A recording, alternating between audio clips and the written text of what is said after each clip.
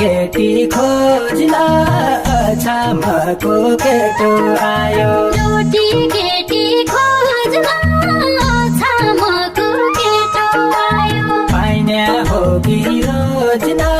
चारजने छोराटी देखे पाइने हो कि रोज्न चारजनी छोरेटी देख्या पाइने हो कि रोज्न चारजने छोराटी देखे छोड्ने पारो छ गाई भैँसी पालेका मान्छे छोले पारो छ गाई भैँसी पालेका मान्छे कमीलाई गाह्रो छ